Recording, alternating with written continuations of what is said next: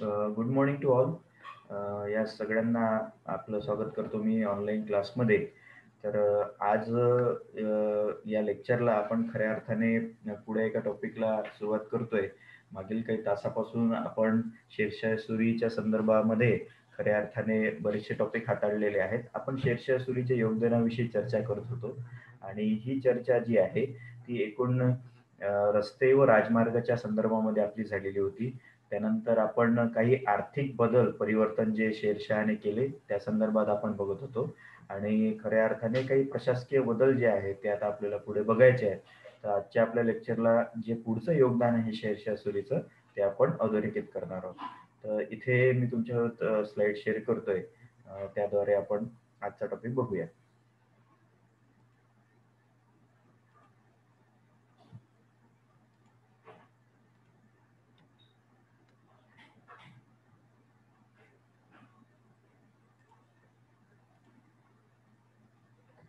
तर आपण मागील लेक्चरमध्ये बघितलं होतं की रस्ते व राजमार्गाची व्यवस्थेसाठी त्याने कोणकोणत्या उपाययोजना केल्या.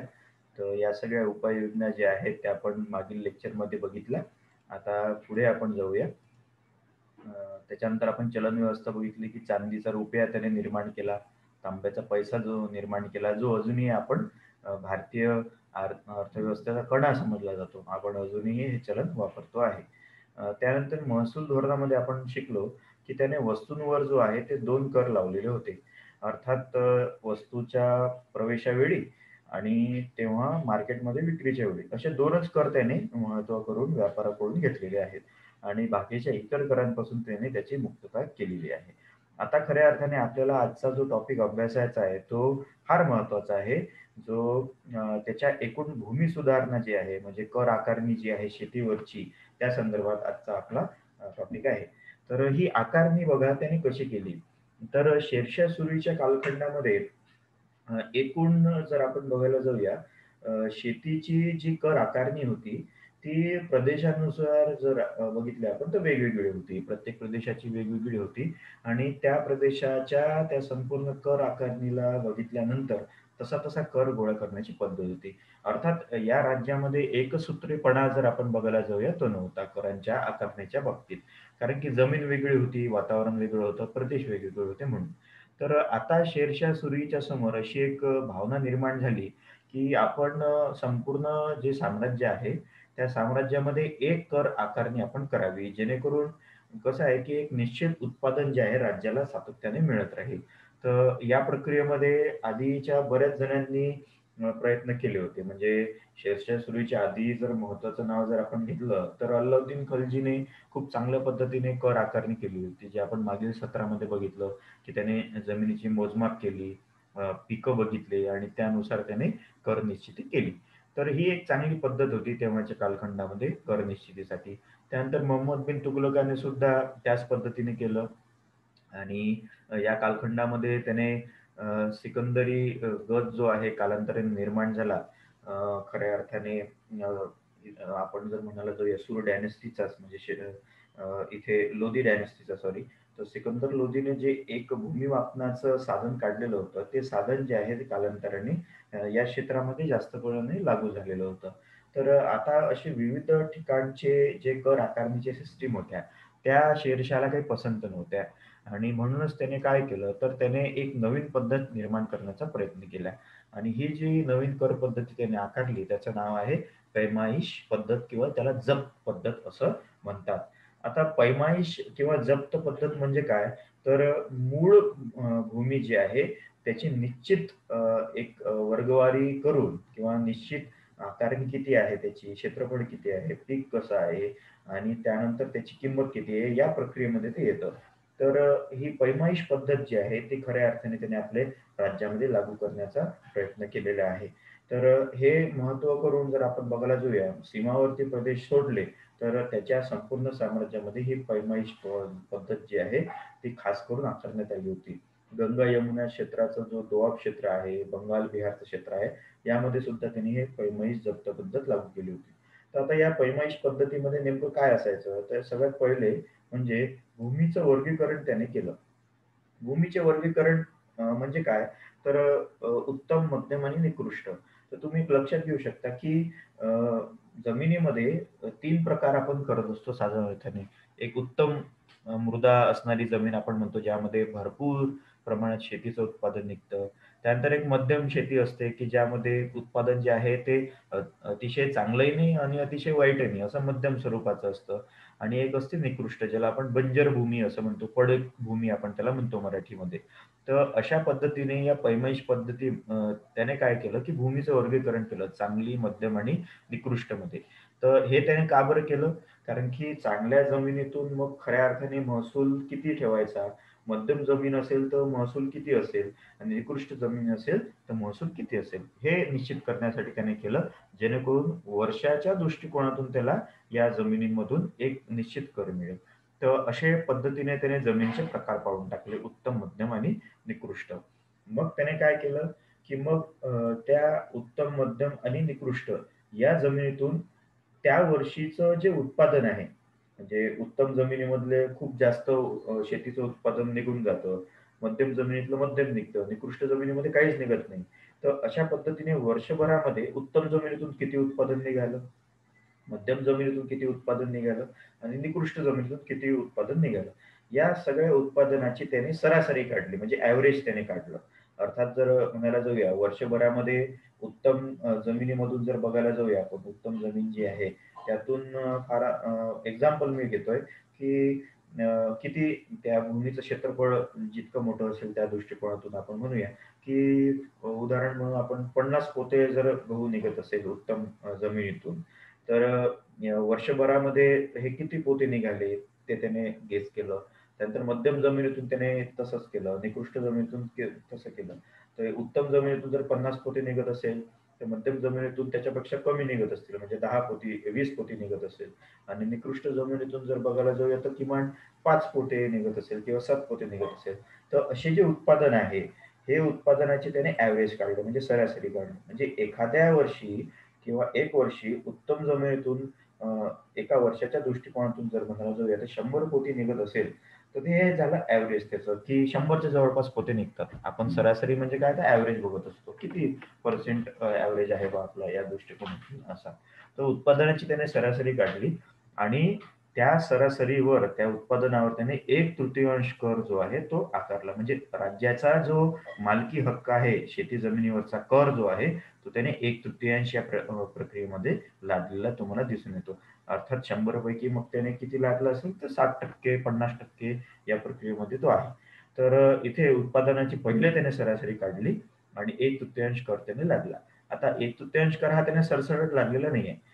ही जमिनीची प्रत त्याने बघितली. उत्तम जमिनीमध्ये जेवढं उत्पादन आहे त्याच्यावर 1/तृतीयांश कर त्याने लादला. तसंच त्याने मग मध्यम जमिनीवर सुद्धा केलं.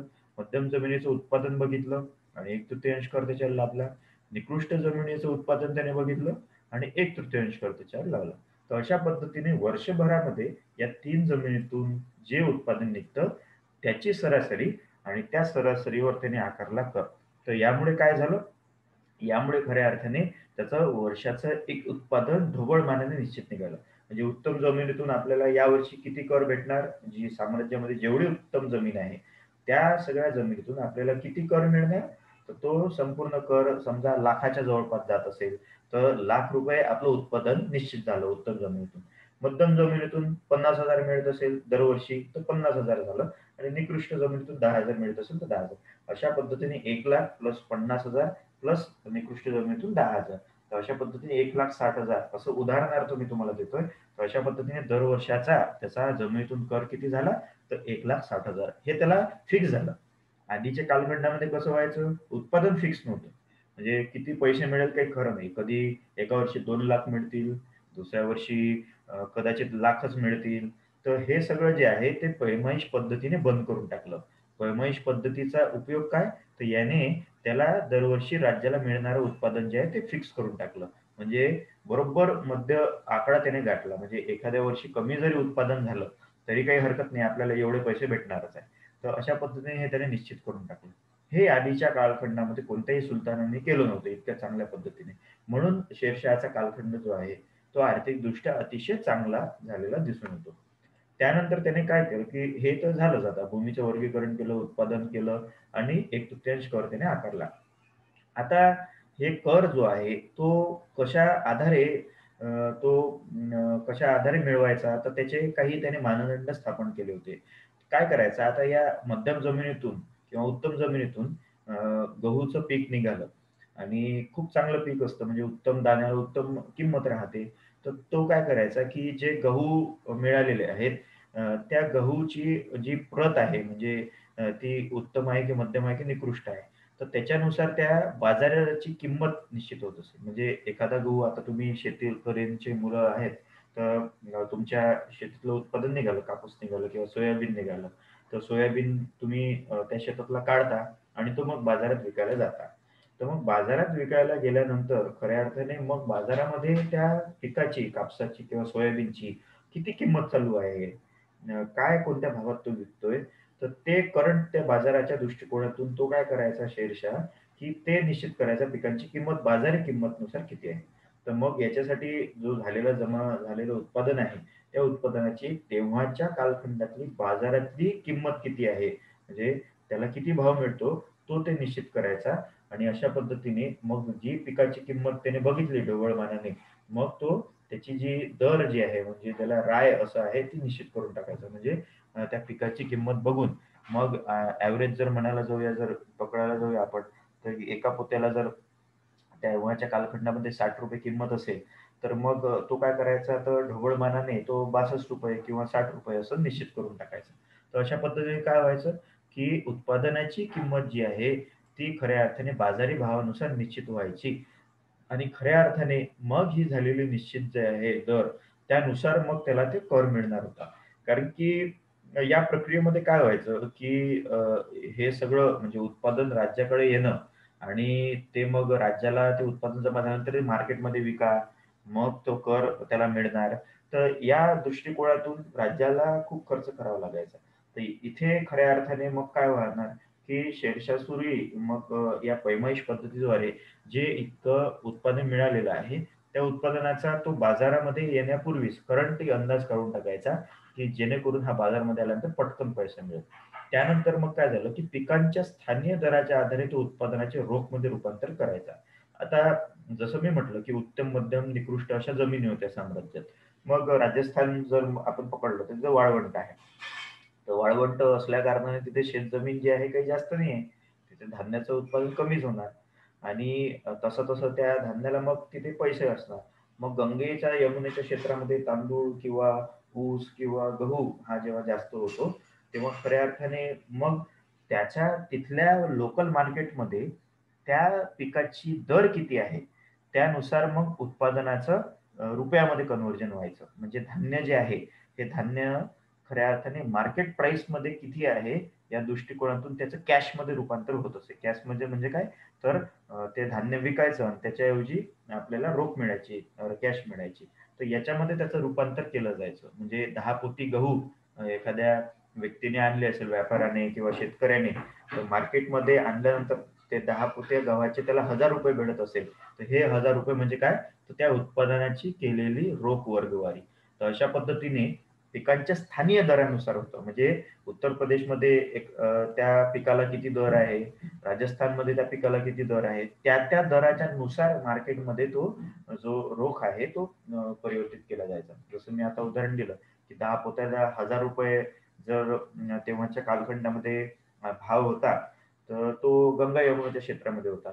पण तोच जर राजस्थानमध्ये गेलो, तर राजस्थानमध्ये कदाचित गव्हाला फक्त ₹500 भाव असेल. तर त्यानुसार मग त्या लोकल दरानुसार तिथे तो डील केला जायचा.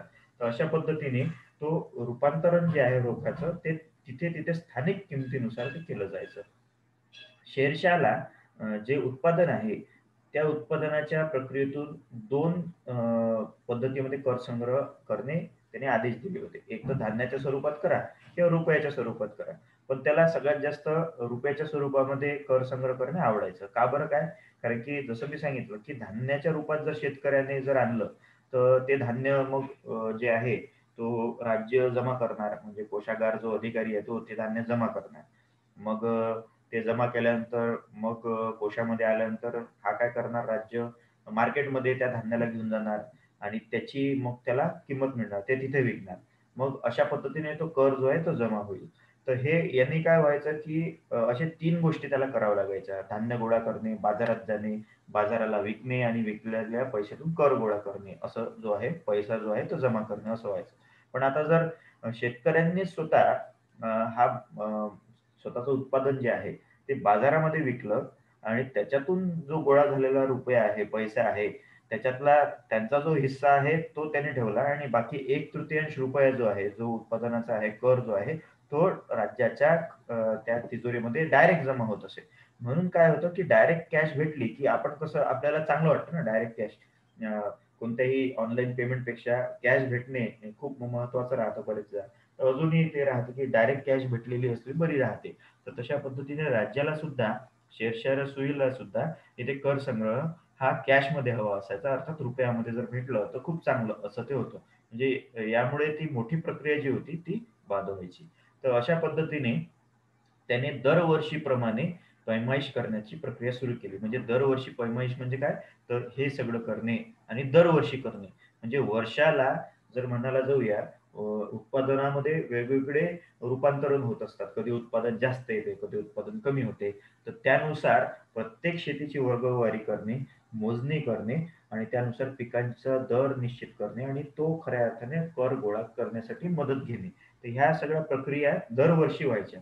दरवर्षी केल्यामुळे काय व्हायचं, की या खऱ्या अर्थाने राज्याचं उत्पादन जे आहे ते स्थिर राहायचं. आतापर्यंत दरवर्षाचा आकडा त्यांचा निश्चित नव्हता. पण आता या पैमाईश पद्धतीमुळे काय झालं, की त्यांचा जो एकूण त्या वर्षीचा कर असायचा तो निश्चित झालेला होता. तर एखाद्या वेळी राज्याचं उत्पादन 1,50,000 किंवा 60,00,000 होत असेल, 1,60,000 होत असेल, तर पुढच्या वर्षी कदाचित ते अधिक वाढत असेल किंवा पुढच्या वर्षी कमी होत असेल. पण हे जे काही आहे, जो कोणताही ऑथेंटिक आकडा आहे, तो राज्याला मिळण्यासाठी हा पैमाईश पद्धत जी आहे ती फार महत्त्वाची ठरली. आणि म्हणूनच दरवर्षी शेरशाहने ठरवलं, की आपण पैमाईश पद्धत जी आहे दरवर्षी लागू करायची. म्हणजे एकदा हे एका वर्षी हे केलं, दुसऱ्या वर्षी सोडून दिलं, असं कोणत्याही प्रकारे त्याने केलं नाही. तर दरवर्षी त्याने ही गोष्ट जी आहे ते खऱ्या अर्थाने सुरू केली. दरवर्षी त्याने मोजणी सुरू केली जमिनीची आणि कर निश्चिती केली. तर अशा पद्धतीने दर सालाचा त्याचा जो कर आहे, तो खऱ्या अर्थाने निश्चित झाला. मग या दरम्यान तो शेतकऱ्यांना काय करायचा? शेतकऱ्यांना पट्टा द्यायचा. पट्टा म्हणजे कॉन्ट्रॅक्ट. पट्टा या शब्दाचा अर्थ तुम्हाला काय घ्यायचा आहे, तर तो एक कॉन्ट्रॅक्ट करायचा. म्हणजे लिखित स्वरूपामध्ये शेतकऱ्याला यावर्षी किंवा या महिन्यामध्ये किती कर द्यायचा आहे, हे त्या कॉन्ट्रॅक्टवर नमूद असायचं. म्हणजे असं एक करारनामा पत्र तो शेतकऱ्यांना द्यायचा, की ज्या आधारे लिहिलं राहायचं, की यावर्षी तुला एवढे-एवढे पैसे द्यायचे आहे आणि त्याच्यावर मग त्या शेतकऱ्याचा अंगठा किंवा सही जे काही असेल, शिक्षित असेल तर ते करायचं. राज्य जे आहे ते डॉक्युमेंट स्वतःकडे ठेवायचं. पट्टा म्हणजे डॉक्युमेंट आहे. करारनामा आहे. राज्य आणि शेतकऱ्यांमध्ये झालेला करारनामा. तो कॉन्ट्रॅक्ट ते आहे. तर आपण जे हे करत असतो ना संपूर्ण म्हणजे जमिनीची खरेदी-विक्री करत करत असताना आपण मोठ्या प्रमाणामध्ये करार करत असतो. तर गव्हर्नमेंटकडून आपल्याला काय आपण नोटरी करत असतो ना ते. त्याचे रजिस्ट्रेशन जे करत असतो आपण करारनामा जो आहे तो. तर त्याच्यासाठी आपण स्टॅम्प वापरतो. तर हेच ते आहे, की स्टॅम्प जो आहे, पट्टा त्याला म्हटलं गेलेलं आहे. तर असा पट्टा आधीच्या कालखंडामध्ये कोणत्याही सुलतानाने केला नव्हता. लिखित कॉन्ट्रॅक्ट कोणीही केलेलं नव्हतं. तर इथे काय झालं, की शेतकऱ्यांना अधिकृतरित्या राज्याकडून हे माहीत पडलं, की आपल्याला यावर्षी किती कर द्यायचा. नाहीतर मध्यंतरी जमीनदार काय करणार, स्वतःच्या मनाने कर लावणार. मग राज्याला वेगळा कर हवा असते, पण जमीनदार अतिरिक्त कर लावणार. मग शेतकरी ते नाडले जातील आणि शेतकरी जर नाडले गेले, तर खऱ्या अर्थाने मग राज्य कसं संपन्न होणार? या संदर्भात शेरशाह सूरीचे खूप चांगले-चांगले वक्तव्य आहे, ते आपण बघणारच आहोत. तर या पट्ट्यामुळे काय झालं, डॉक्युमेंटमुळे काय झालं, की अधिकृतरित्या शेतकऱ्याला समजलं, की आपल्याला यावर्षी किती द्यायचे किंवा या पिकानंतर आपल्याला किती कर भरायचा आहे. त्यामुळे याच्यामध्ये शेतकऱ्याला फसवणूक करण्याची काहीही प्रक्रिया नव्हती. जे सामान्य अ, वर्ग होते, त्यांना आधीच्या कालखंडामध्ये कोणीही असं या पद्धतीने देत नव्हतं, म्हणून त्यांची फसवणूक व्हायची. जे सरदार लोकं जे आहेत, ते राज्याला जमा करून द्यायचे तेवढा पैसा, पण इकडे शेतकऱ्यांकडून अतिरिक्त लुटायचे. त्या लुटमारीमुळे काय व्हायचं, की शेतकऱ्याचं नुकसान व्हायचं आणि म्हणूनच हे सगळं बंद केलं. शेतकऱ्यांच्या दृष्टिकोनातून चांगले निर्णय जे घेतले, शेरशाहने घेतले आणि खऱ्या अर्थाने मग शेरशाह जो आहे, तो यामुळे एक महत्त्वाचा सम्राट किंवा सुलतान समजला जातो, की जो शेतकऱ्यांना तिथे कॉन्ट्रॅक्ट देतोय. त्यानंतर आणखी एक गोष्ट त्याने महत्त्वाची इथे लष्कराला आदेश दिला होता. तर लष्करी उपद्रवावरून शेतीचे रक्षण त्याने केले. आता हे नेमकं काय केलं त्यांनी बघा, तत्कालीन कालखंडामध्ये लष्कर जे आहे, ते एखाद्या वेळी मोहिमेवर जात असेल, युद्धावर जात असेल, तर अशा वेळी काय करायचं, की एखाद्या क्षेत्रामधून जात असताना खूप मोठं शेतीचं क्षेत्र असेल, तर हे शेतीचं क्षेत्र जे आहे, ते कधी-कधी हे लष्कर ओलांडून जायचं. म्हणजे काय आहे, की एखाद्या ठिकाणी जायचं असेल, तर मध्ये जर शेतीचं जमीन असेल, तर त्या शेतीच्या जमिनीवर पीक असायचं. मग हे पीक जे आहे, हे पीक जे उभं पीक जे आहे किंवा शेतीचं क्षेत्र आहे, त्याला फिरून जाऊन असं ते लष्कराला पूर्ण तिथे राउंड मारून मग तो त्या गावापर्यंत पोहोचायचा. म्हणजे यामुळे काय व्हायचं, की लष्कराला त्या पर्टिक्युलर ठिकाणी जायला वेळ लागायचा. तर अशा वेळी तेव्हाच्या कालखंडामध्ये सैनिक काय करायचे, लष्कर काय करायचे, उभ्या पिकातून आपलं हे करायचे, समोर चालले जायचे. तर यांनी काय व्हायचं, की लष्कर जर म्हणजे 10 5-5 हजाराचा सैनिक जर त्या शेतातून जात असेल, तर मग ते पिकांची नासाडी होणार नाही का? पीक दबणार नाही का? पीक नष्ट नाही होणार का? 100% नष्ट होणार. कारण की या लोकांसोबत फक्त काय पैदल सैनिक असणार का? नाही, घोडदळ असायचं, हत्तीदळ असायचं. त्यानंतर इथे तोफखाना असायचा. यामुळे काय व्हायचं, की संपूर्ण उभं शेतीतलं पीक जे आहे, ते यांच्या पायाखाली तुडवलं जाणार आणि तेवढं धान्य जे आहे ते नष्ट होणार. ते शेतकरी जो आहे, तो इतक्या मेहनतीनं ते सगळं पिकवतोय आणि लष्कर एखाद्या दिवशी येतं आणि डायरेक्ट त्याच्या शेतीमध्ये घुसून जातं.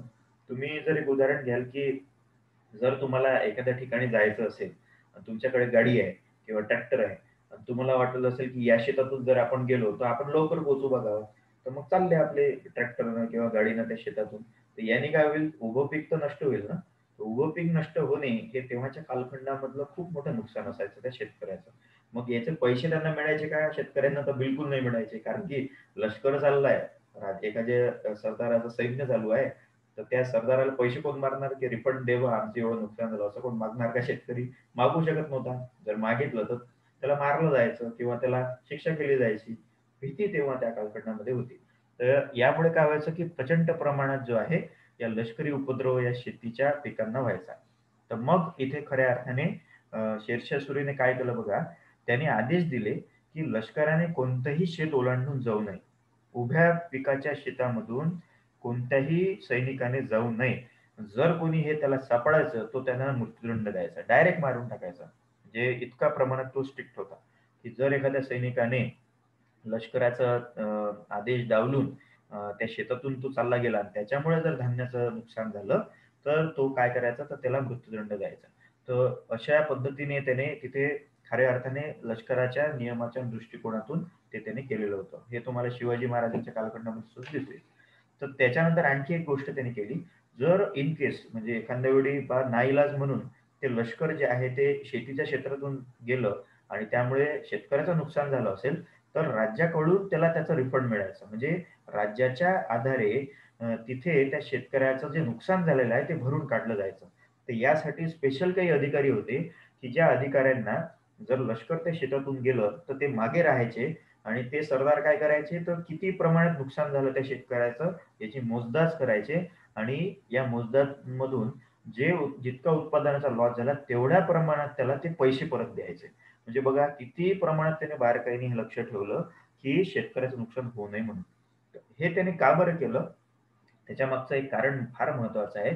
कारण की म्हणजे इथे जर आपण बघायला जाऊया, तर शेरशहानेचं एक वक्तव्य फेमस आहे. म्हणजे शेरशहाचे जे काही एकूण त्याचे कोट्स त्याच्या लेखकांनी त्याच्या जीवन आत्मवृत्तामध्ये केलेले आहे. त्यातलं हे कोट आहे, की शेरशाह काय म्हणतो बघा शेतकऱ्यांविषयी, म्हणजे किती भावना आहे शेतकऱ्यांच्या विषयी त्याची, की बिचारी रयत जी आहे ती गरीब असते आणि त्या गरीब रयतीमधले हे जे शेतकरी वर्ग आहे, ते खूप चांगल्या पद्धतीने मेहनतीने उत्पादन घेतात आणि मोठ्या प्रमाणामध्ये राज्याचा पुरवठा करतात आणि राज्याला विकासामध्ये सगळ्यात महत्त्वाचं साधन म्हणजे शेतकरी आहे. अशा शेतकऱ्यांना जर आपण नाडलं, त्यांना गरीब केलं, तर याच्यामध्ये राज्याचं नुकसान आहे. जर शेतकरी गरीब असतील, तर राज्य गरीब होईल. जर शेतकरी संपन्न असतील, तर राज्य संपन्न होईल. हे कोणाचे विचार आहे? तर शेरशहाचे विचार आहे. तर यामुळे बघा शेतकऱ्यांविषयी कमालीचा आदर आणि सद्भाव असणारा म्हणजे शेरशाह सूरी होता. तर इथे तुम्हाला त्याचं एक ओपिनियन दिसेल. पण हे त्याचं जे मत जे मी तुम्हाला सांगितलं, ते मत कोणाच्या शेतकऱ्याच्या संदर्भात आहे? जे शेतकरी राज्याला प्रामाणिकपणाने कर देतात, दरवर्षी देतात आणि कोणत्याही प्रकारामध्ये बेईमानी करत नाही. जे बेईमान शेतकरी आहे, जे बेईमान गाव आहे, जे त्याला कर देत नाही, की ते त्या अर्थाने त्याच्यासोबत व्यवस्थित वागत नाही, अशा शेतकऱ्यांना आणि त्याच्या गावांना त्याने पूर्णपणे बेचिराख करून टाकलेला आहे. अशा गावांना तो घेरून घ्यायचा, ते जाळून टाकायचा, सगळ्या मर्द लोकांना मारून टाकायचा आणि त्याच्या बालकांना आणि महिलांना गुलाम करून टाकायचा. तर हे या प्रक्रियेतून दुसरं सुद्धा त्याचं एक ऑप्शन होतं, की जर शेतकरी जर इमानदार राहत असेल, तर तो त्याच्या सगळ्या सोयी-सुविधा, संरक्षण त्यांना द्यायचा. पण जे शेतकऱ्यांची गावं आहेत, जे त्याच्या आदेशाची अवहेलना करायचे, त्यांना मात्र तो कडक शिक्षा द्यायचा. तर यामुळे याचा एक परिणाम काय होईल, तर कोणताही शेतकरी जो आहे, हा 1/4 कर जर देत असेल, तर त्याला राज्याकडून संरक्षण मिळायचं. तर अशा पद्धतीने तुम्ही लक्षात घेऊ शकता, की खऱ्या अर्थाने त्याने लष्करी उपद्रवापासून या शेतकऱ्यांचं रक्षण केलंय. इतकंच नव्हे, तर शेतकऱ्यांना त्याने या लष्करी जाचापासून मुक्तता केलीच, पण त्याबरोबर त्यांना तिथे परतावा सुद्धा ते द्यायचे आणि खऱ्या अर्थाने मग इथे तुम्हाला शेरशाहचं एक एक चांगलं व्यक्तिमत्व दिसून येतं. त्यानंतर आणखी एक गोष्ट तो करायचा म्हणजे दुष्काळजन्य परिस्थितीमध्ये तो शेतकऱ्यामध्ये सवलत द्यायचा. आता दुष्काळजन्य तेव्हाच्या कालखंडामध्ये म्हणजे 5 वर्षाच्या कालखंडात त्याच्या बरेचसे दुष्काळ पडले होते आणि हे जे दुष्काळ होते ते फार भीषण असायचे. तर मग अशा वेळी याआधी का दुष्काळ पडला तरी जे सरदार वर्ग जे होते, ते सरदार वर्ग ऐकायचे नाही. ते सरदार वर्ग जे परिस्थिती न बघता कर गोळा करायचे. तर हे सगळं शेरशहाने थांबवून दिलं. त्याने काय केलं, की या प्रक्रियेतून त्याने जे परिस्थिती आहे म्हणजे त्या ठिकाणामध्ये दुष्काळ पडला असेल आणि दुष्काळ पडल्यामुळे खऱ्या अर्थाने त्या शेतकऱ्यांना शेतसारा भरू शकत नाही. तर अशा वेळी तो शेतसाऱ्यामध्ये कर सवलत तिथे द्यायचा. अर्थात जर फक्त 50% जर उत्पादन झालं असेल दुष्काळी परिस्थितीमध्ये, तर मग राज्याचं उत्पादन तो काय करायचा? मग तो 10% घेणार, 15% घेणार. म्हणजे या प्रमाणामध्ये सुद्धा तो शेतकऱ्यामध्ये सवलत देत असेल. दुसरी गोष्ट खऱ्या अर्थाने शेतसाऱ्यामध्ये सवलत देत असताना शेतीचं उत्पादन वाढवण्यासाठी सुद्धा त्याने खऱ्या अर्थाने बरेचसे प्रयत्न केले. त्याने जे मी तुम्हाला सांगितलं, की 5 कालवे जे आहेत, ते त्याने स्वतःच्या राज्यामध्ये खोदले. म्हणजे सिरमूर कालवा, सतलज कालवा, घग्गर कालवा, यमुना कालवा, तर सरहिंद कालवा. हे जे 5 कालवे त्याने खोदले, ते यासाठी खोदले, की लोकांपर्यंत पाणी गेलं पाहिजे. लोकांनी शेती जी आहे, ती या जलसिंचनाच्या आधारे वाढवली पाहिजे आणि राज्याचं उत्पादन वाढलं पाहिजे. या दृष्टिकोनातून तो सवलत सुद्धा देत असे. ज्या शेतीला आधी सिंचनाची सोय नव्हती, त्या सिंचनाच्या सोयी उपलब्ध करून देत असताना तो काही वर्ष जे आहे, ते शेतकऱ्यामध्ये सवलत द्यायचा. मग मात्र 2-3 वर्षानंतर तो कायमस्वरूपी शेतसारा जो आहे, तो वसूल करत असे. कारण की तेव्हाच्या कालखंडामध्ये शेतीचं उत्पादन वाढलेलंच असे. तर हे सगळं करत असताना खऱ्या अर्थाने मग जर आपण बघायला जाऊया, तो शेतकऱ्यांविषयी ममत्व बाळगताना दिसून येतो. तर या संपूर्ण प्रक्रियेतून तुम्हाला लक्षात येईल, की भूमीवर कर आकारणी करत असताना त्याने ह्या सगळ्या बाबींना आपल्यासमोर ठेवल्या आणि हे त्याने निरंतर स्वतःच्या 5 वर्षामध्ये केलं. तर जर तुम्ही याचं राज्याकडे जर तुम्ही बघाल, तर तुम्हाला लक्षात येईल किती चांगल्या पद्धतीने त्याने हे महसूल धोरण स्वतःकडे आखलेलं आहे. आता या महसूल धोरणाचाच एक परिणाम असा, की एकूण शेरशाहच्या कालखंडामध्ये भारताची आर्थिक अर्थव्यवस्था जी आहे किंवा आर्थिक घटक जो आहे, तो खूप चांगल्या पद्धतीने इथे पुढे आलेला होता. तर ही एक भूमिका होती शेरशहाची, की ज्यामुळे तेव्हाच्या कालखंडामध्ये प्रचंड प्रमाणामध्ये कर जो आहे तो गोळा त्यांनी केला. तर इथे त्याने व्यापाऱ्यांना पण सवलत देऊ केली. जे 2 वस्तूवर प्रवेश करतेवेळी आणि विक्रीच्या वेळी त्याने कर लादले आणि दुसरी गोष्ट म्हणजे शेतीच्या दृष्टिकोनातून त्याने पैमाईश पद्धत जी आहे, जप्त पद्धत तिथे वापरली, की ज्यामध्ये या प्रक्रियेतून भूमीचे वर्गीकरण, उत्पादनाची सरासरी, 1/3 कर, पिकांचा दर हे सगळं जे आहे, ते त्यांनी शेतकऱ्यांना देऊ केलं. तर खऱ्या अर्थाने मग हे याचं जे शासन जे आहे, ते किती चांगलं असणार आणि लोकं किती प्रेज करणार, तर बिलकुल या प्रक्रियेमध्ये ते झालं आणि अशा पद्धतीने महसुलाचं एक चांगलं धोरण जे आहे, ते तुम्हाला शेरशहाच्या कालखंडामध्ये दिसून येते. तर हेच खऱ्या अर्थाने शेरशहाचं योगदान होतं, की जे योगदान पुढे सुद्धा चालू राहिलं. म्हणजे अकबराने त्याच्या कालखंडामध्ये हे पैमाईशची जी पद्धत आहे, जप्त पद्धत जी आहे, ती कंटिन्यू ठेवली. जे इतकं महत्त्वाचं जे योगदान आहे ते शेरशहाचं आहे, की अकबराला सुद्धा ते अडॉप्ट करावंसं वाटलं आणि अकबराने याच्यामध्ये काही नवीन गोष्टी ॲड केल्या. तर ते आपण बघणार आहोत जेव्हा अकबराचं कारकीर्द जी आहे ती सुरू होईल तेव्हा. पण इथे तुम्ही लक्षात घेऊ शकता, की कशा पद्धतीने शेरशहाने शेतकऱ्यांच्या संदर्भामध्ये कितीतरी वेगवेगळ्या भूमिका घेतल्या. कितीतरी मोठमोठे त्याने अ, अ, एक योजना इथे सुरू केल्या, की जेणेकरून उत्पादन वाढलं पाहिजे आणि उत्पादनातून शेतकरी सधन झाला पाहिजे. शेतकरी जर सधन झाला, तर राज्य सधन होतं. हे त्याचं महत्त्वाचं हे होतं. आणि त्याचबरोबर त्याने शेतकऱ्यांविषयी ममत्व गाजवत असताना त्याने जे सरदार लोक होते, जे जहागीरदार लोक होते, जे त्रास द्यायचे, अशा व्यक्तींना सुद्धा त्याने या प्रक्रियेतून चांगला धडा शिकवलेला होता. म्हणजे काय आहे तर हे जे जमीनदार लोक होते, मध्यस्थ वर्ग होते, ते शेतकऱ्यांना लुटायचे. तर या शेतकऱ्यांनी लुटायला नको म्हणून त्याने त्या कालखंडामध्ये आपल्या ऑफिसरना सक्त ताकीद दिली होती, की तुम्ही यांच्यावर लक्ष ठेवा. आणि हे लक्ष ठेवल्यानंतर खऱ्या अर्थाने हे सामान्य जनतेला नाडत आहेत की नाही हे सुद्धा तुम्ही लक्ष ठेवा. ते जर होत असेल तर मग तो या सगळ्या जमीनदार वर्गाला शिक्षा करायचा. त्याची जमीनदारी जप्त करायचा, त्याची वतनदारी जप्त करायचा, त्याच्या त्याचे जे फॅमिलीज आहेत, त्यांना तो तिथे मृत्यूदंड द्यायचा, जेणेकरून कोणत्याही प्रमाणामध्ये राज्याचं उत्पादन घटायला नको. तर हे सगळं त्याने का बरं केलं? कारण की त्याला सशक्त पद्धतीचं एक राज्य त्याला हवं होतं. तर अशा पद्धतीने जर आपण बघितलं तर शेरशाह जो आहे, तो महसूल धोरण आकारताना तुम्हाला दिसून येतो. तर ही सगळ्यात महत्त्वाची भूमिका त्या कालखंडामध्ये निभावणारा सरदार सुलतान जो आहे, तो एकूणच शेरशाह होता आणि म्हणूनच शेरशाहचं नाव खूप चांगल्या पद्धतीने घेतलं जातं. फक्त 5 वर्षाचा कालखंड आहे त्याचा आणि 5 वर्षाच्या कालखंडामध्ये त्याने जे हे केलं, ते खऱ्या अर्थाने एका मोठ्या संकेताकडे वाटचाल ठेवतं. जो संकेत जो होता एका चांगल्या साम्राज्याचा आहे. तर अशा पद्धतीने तुम्ही लक्षात घ्या, की महसूल धोरण त्याचं होतं आणि या महसूल धोरणातले प्रत्येक मुद्दे जे आहेत, मी इथे तुम्हाला स्पष्ट केलेले आहे. तर हे महसूल धोरण आपल्याला एका स्पेशल लेक्चरमध्ये बघायचं होतं, जे आता आज आपण बघितलं. याच्या पुढचं जे आहे ते आपण नेक्स्ट लेक्चरला बघूया. अर्थातच हे सेशन मी एंड करतोय आणि आपण आता डायरेक्ट म्हणजे आजचं मला वाटते शुक्रवार असल्या कारणाने डायरेक्ट सोमवारी आपण भेटूया. पुढे नवीन टॉपिक जो आहे म्हणजे सैन्य व्यवस्थेचा तो एक मोठा टॉपिक आहे. म्हणून मी तो पुढच्या लेक्चरला घेतोय. आजच्या या लेक्चरला त्याचं महसूल धोरण मी तुम्हाला स्पष्ट केलेलं आहे. या संदर्भात जर तुमच्या काही त्रुट्या असतील, काही तुम्हाला विचारावं असेल, तर मला पर्सनली तुम्ही विचारू शकता. बाकी तर आज मी तुम्हाला सगळं स्पष्ट केलेलंच आहे. तर अशा पद्धतीने शेरशाह सुरीचं महसूल धोरण जे आहे त्या कालखंडातलं अतिशय उत्कृष्ट असं धोरण होतं, की ज्यामुळे शेतकरी वर्ग जो आहे तो त्याच्यावर फार खुश होता आणि खऱ्या अर्थाने एका चांगल्या महसूल धोरणाची सुरुवात इथे शेरशाहने केली, जी पुढल्या कालखंडापर्यंत सुद्धा चालू राहिली.